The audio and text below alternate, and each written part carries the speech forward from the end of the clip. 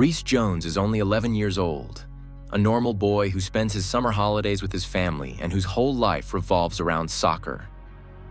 The last day of his life is also dominated by his favorite sport.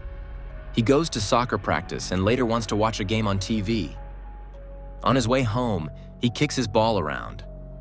But even though Rhys Jones only has to walk a few hundred meters from the training ground to his home, he will die in the middle of the road. The little boy is shot dead, right there in the street.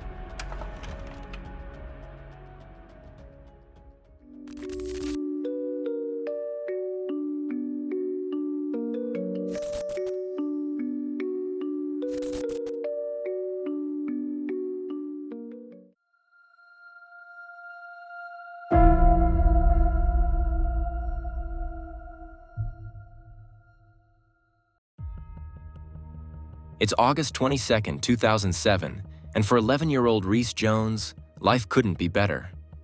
In a few weeks, he'll be 12, and in a few days, he'll be starting high school. Right now, he's enjoying his summer vacation in Crocky Park, a neighborhood in East Liverpool. It's warm, the sun is shining, and Rhys is in what is perhaps his favorite place in the world, the soccer field. The 11-year-old has been playing soccer basically since he could walk. He was running a little late that day, so his mother Melanie drove him to practice. That way, he made it on time and didn't miss a thing. After practice, Rhys is eager to leave as soon as possible because England is playing Germany on TV that evening. It's only a friendly match, but for Rhys, it's still a must-see. His coach offers to give Rhys a lift, but the 11-year-old waves him away. He only has to go down the road. Besides, he can kick the ball around a bit on the short walk. So Rhys says goodbye to his coach and teammates and walks down the street that leads directly from the soccer field to his parents' house. Suddenly, out of the blue, 3 shots ring out. When Rhys's coach follows the sound to see what's going on, he sees the boy lying motionless on the asphalt. One of the 3 shots has hit the boy in the middle of his neck. The situation on the street is chaotic. It's a summer evening, and there are quite a few people out and about. Within minutes, a crowd gathers around the scene. No one can make sense of what has happened. That someone, especially a child, could be shot dead in broad daylight in the middle of a quiet residential neighborhood is simply incomprehensible. Someone runs over to the Joneses' house and tells Rhys's mother, who rushes over immediately. However, her son is already far away by this point. Rhys's eyes are wide open and blood is flowing from his mouth. Melanie Jones sits next to her son on the street, holding him and trying to comfort him. But she knows at that moment that her son will not survive this evening. Of course, the emergency services are doing everything they can to save Rhys. He is taken to a nearby hospital. His parents, Melanie and Stephen, stand next to Rhys's bed and talk to him while the doctors try to treat him. But he has lost too much blood. At 8:46 p.m., Rhys Jones is pronounced dead, and the hunt for his killer begins.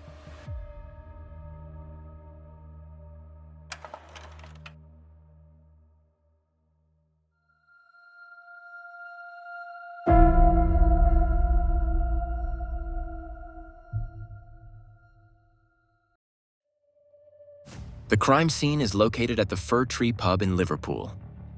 Rhys was crossing the pub's parking lot on his way home when he was shot.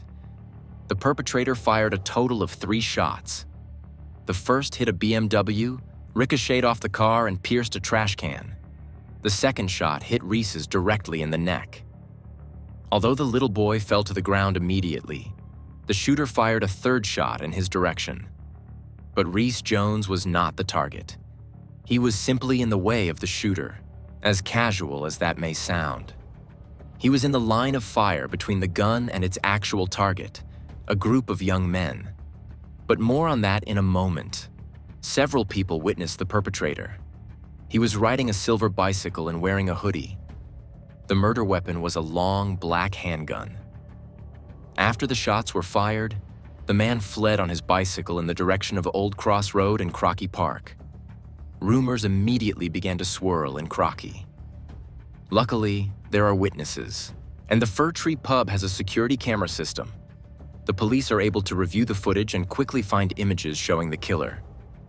However, disillusionment soon sets in.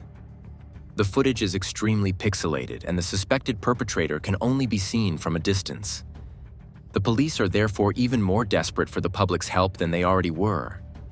All witnesses point the investigators in one direction: a youth gang called the Crocky Crew.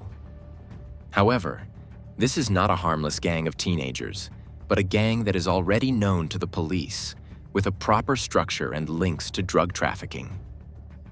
The youth wing of the Crocky Crew includes a 16-year-old named Sean Mercer. He has an almost fanatical patriotism toward his Liverpool neighborhood.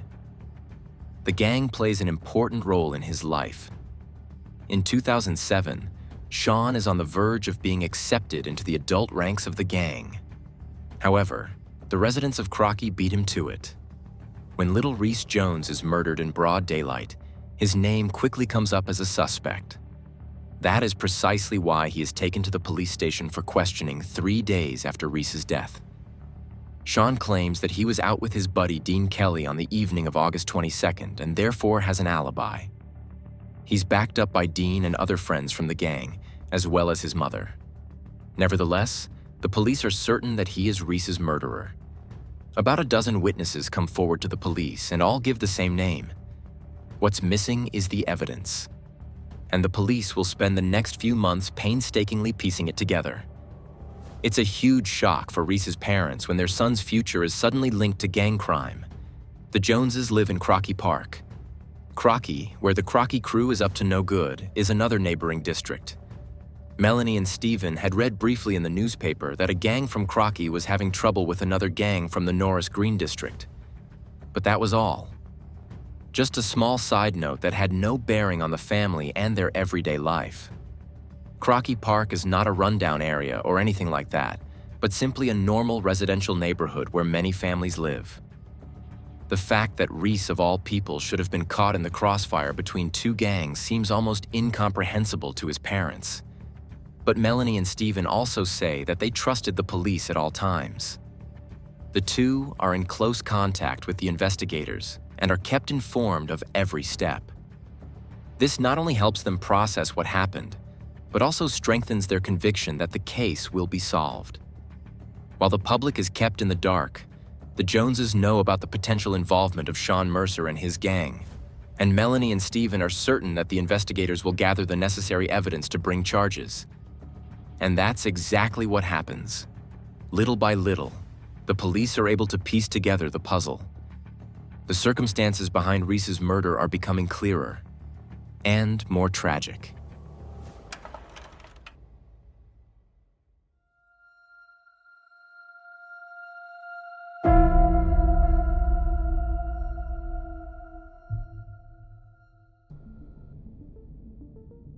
Let's go back to August 22nd, 2007, the day Rhys Jones was murdered on his way home from soccer practice.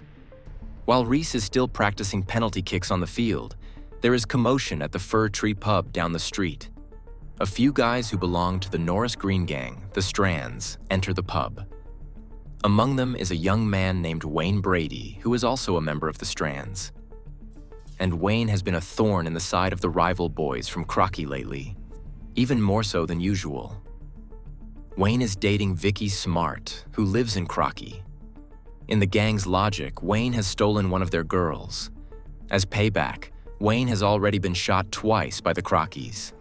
And now Wayne and his Strands friends are walking into a pub in Crocky Park, which, according to gang logic, is Crocky territory. The gang therefore makes it their mission to chase Wayne and his friends out of the Fir Tree pub that evening, by force if necessary. And that's exactly what the boy wearing a hoodie and riding up on his bike does. Wayne and Vicky are already gone, but two members of the Strands are still standing in the pub's parking lot when Rhys Jones crosses the lot on his way home. The man in the hoodie shoots at the two gang members but misses them, hitting Rhys in the neck instead. After firing another shot, he rides away on his bike. And the police are certain that the shooter is Sean Mercer. But in order to charge him, they need concrete evidence. Nothing was left behind at the scene of the crime. No murder weapon, no DNA, or anything else. Basically, it was a movie-worthy drive-by shooting. The police investigate undercover in the Crocky Crew's circle, while Rhys's parents ramp up their media presence. The police hope that Rhys's grieving parents will somehow be able to appeal to the conscience of those close to the perpetrator, and that one of the people covering for Sean will crack under the media pressure.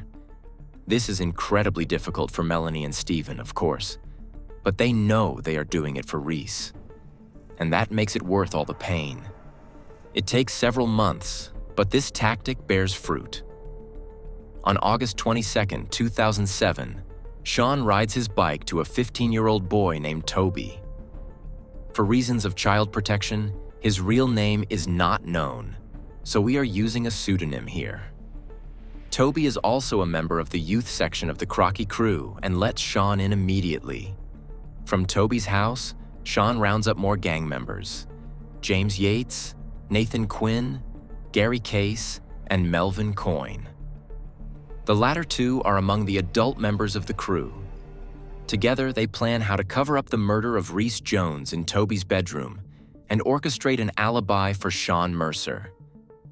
The two adult gang members take him to a remote warehouse where Sean is doused with gasoline to remove any traces, such as gunpowder residue.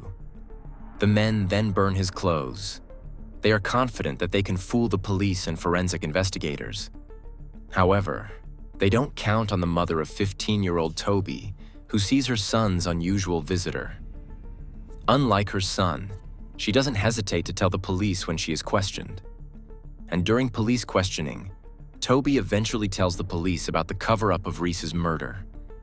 However, Toby refuses to testify against Sean in court. Once again, it is his mother who saves the prosecution's case. Although Toby's mother could put herself in danger by doing so, she agrees to testify against Sean in court.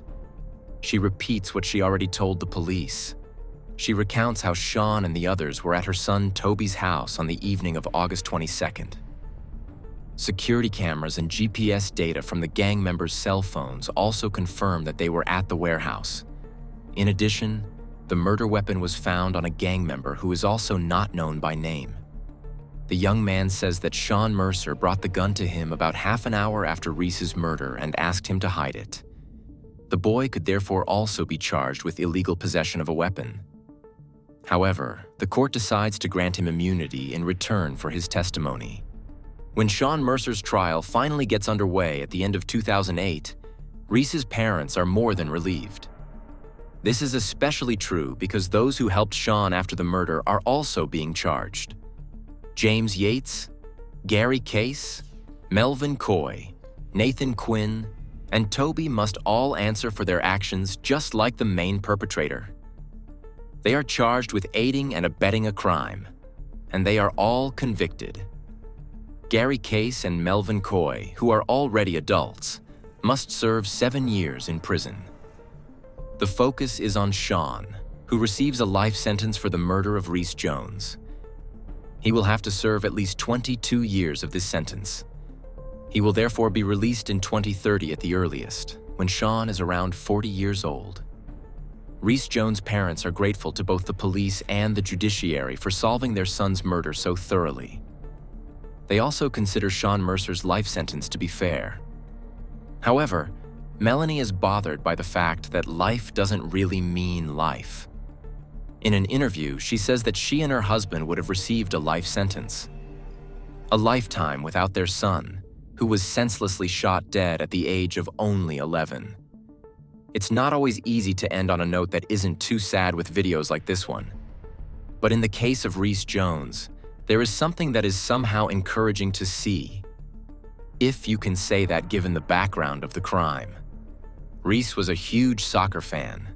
As a Liverpool resident, you have two clubs to choose from, Liverpool FC or Everton FC.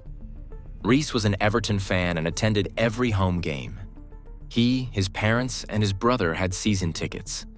Shortly after Rhys's murder, the club did a lot to support the family and help with the investigation. Several Everton FC players even attended Rhys's funeral. Liverpool FC also paid tribute to Rhys. The club invited his parents and brother to a game against Toulouse. Although the Jones family came to the Liverpool stadium wearing Everton jerseys, they were warmly welcomed by all the fans. Before the game, there was no minute of silence, but a full minute of applause in memory of Rhys Jones. In addition, the intro to his favorite TV show was played in the stadium. Rhys's story has also been made into a movie. The 4-part miniseries Little Boy Blue is available on the British platform ITV. If you're interested, you should be able to watch it with a VPN. And that brings us to the end of today's video. Feel free to write your thoughts on the case in the comments or leave a like. By the way, you'll also be supporting the channel. Any interaction increases the likelihood that the video will be recommended to people who haven't subscribed to Unsolved yet. Other than that, there's not much more to say. I wish you a good morning, afternoon, or evening, depending on when you're watching the video, and hope to see you again in the next video. See you then. Bye, everyone.